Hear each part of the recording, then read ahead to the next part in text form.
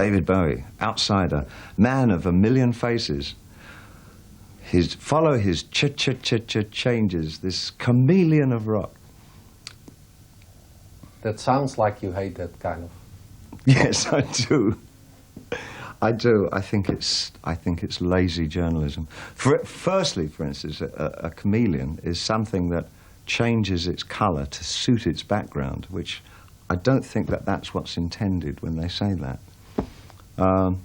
And the changes thing is just such ghastly literation anyway. You've been making music for more than 25 years now. Yeah. Is there something like a thread going in? That it's as corny as Search for a Spiritual Foundation. I really do think it's as kind of cliche as that. That's an easy answer. Yes, I know, and unfortunately I keep coming back to it, you know. I suppose it's that... is a term that the Gnostics use, which is called the God beyond God. And I think that there's a sense of some merit in the chaos that we perceive as our existence. And for someone like myself who comes from, like most of us, I don't know, in this room, come from the Judeo-Christian upbringing, there's something that palls with the idea of having a God who's a judge and a father and an arbiter of morals and whatever. It just doesn't, it seems too symbolic, it's too easy. And I think that the idea that the early Gnostics had, which is that there is in fact the deep, the depth of the God beyond the God. There's something beyond that which one can't call a singular entity. It's something that just pervades everything.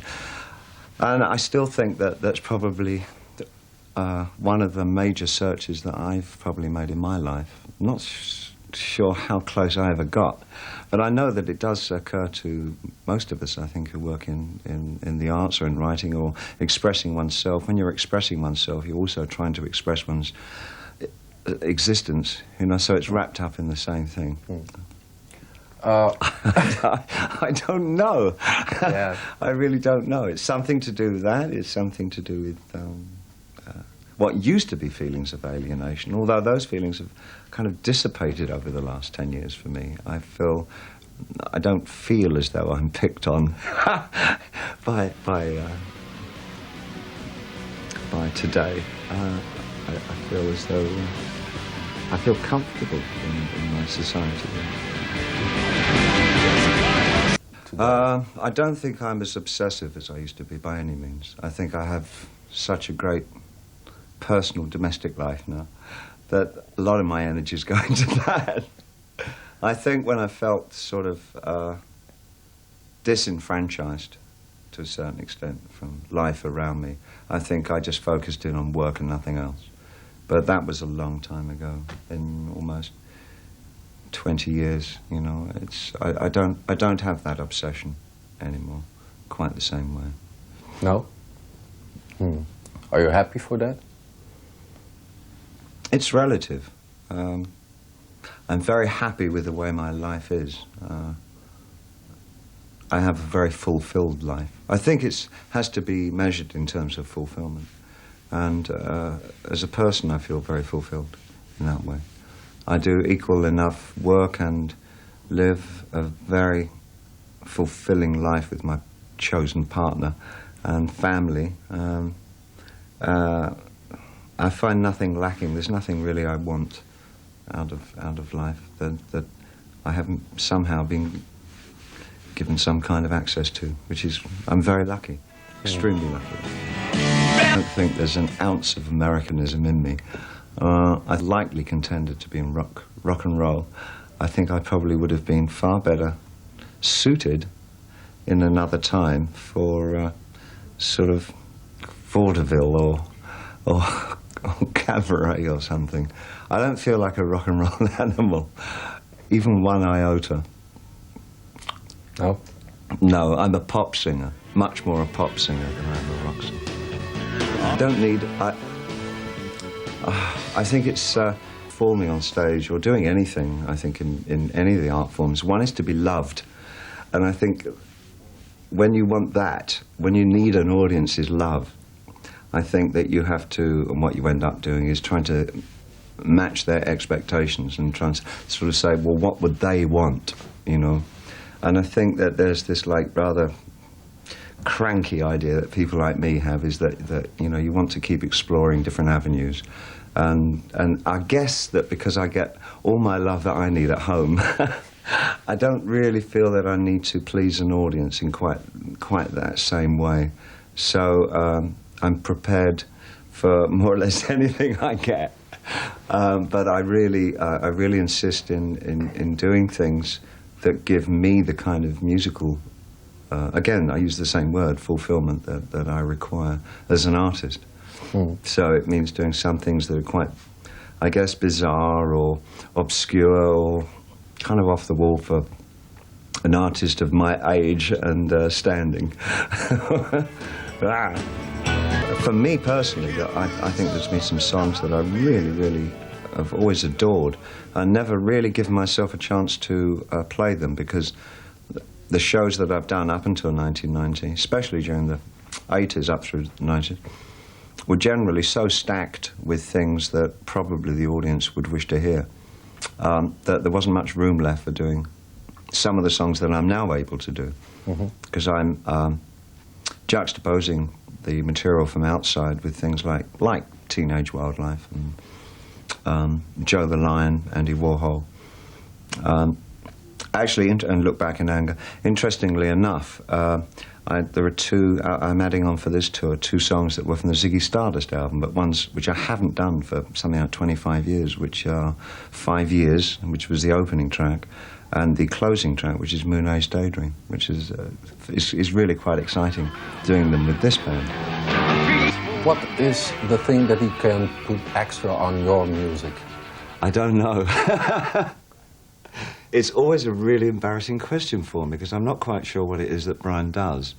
I mean, he doesn't play very much. I always mix my albums. So I guess it has something to do with the fact when he puts himself into a work situation, he just changes the parameters of what you're doing, more by verbalizing different approaches to what one does. So it's more kind of a philosophic content with Brian than a kind of a didactic, musicianly kind of overall control. He's very good at what-ifing. You were to do this, or what if you were to do that, and possibly come up with new choices of avenues to take that maybe we wouldn't otherwise have thought of. So he's really important in the very early stages of making an album, because he can set it on a path that will be unusual. And that's where he tends to feel happiest, I think, in the inception of making an album. He's, like me, has a very short attention span. I think once he's done a few days' work, well, I'm off now, and he'll go off somewhere else. And then the next bit is, I am with Nay, hey. Okay, 1, 2, 3, 4. I am with Nay, hey. I am Ramona Ray Stone, and she shall say,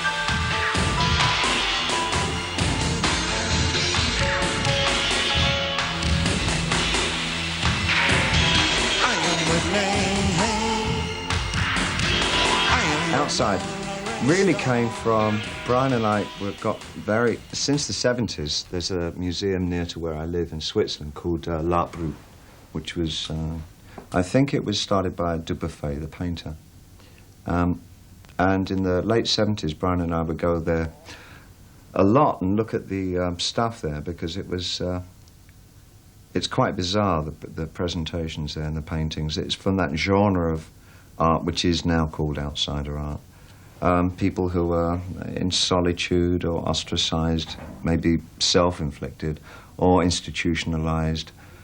They were very strong influences on Dubuffet, and Dubuffet kind of built this museum as like guilt, payback, and put a number of these people in. And it was there's a sense of the non-judgmental about the work, the people who painted from some real inner need to throw everything out in such a way that they had no they were indifferent to whether the work was ever seen or not. So it comes from a place that there are very few painters or artists that I'm aware of, that I know and have met, who actually paint, and then after they finish painting, who are indifferent to what people think of it.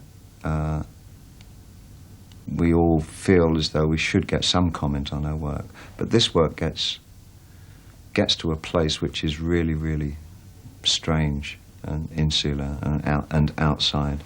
And I guess that was sort of, that became our buzzword for the album. That was trying to resuscitate that same sense of being on the periphery of the mainstream rather than being right in the centre. Rendition, of course, because it's so tied up with life and death. So it takes on all these different shades for me. Because I also remember fairly clearly my state of mind when I was actually writing it, which was, I guess, as near to a mystical state that a 19-year-old can get into. And I remember it was at a time when I was sort of studying Buddhism, for my 15 minutes of Buddhism. So it's interesting that it changed. It really had two mystical states: the time that I wrote it and recorded it, and the time when he wrote it. When he recorded it, up to his end after that. So I guess it still retains for me a sense of the mystical. You know. And you play that song on stage? Yeah. Again, we do yet another very different version.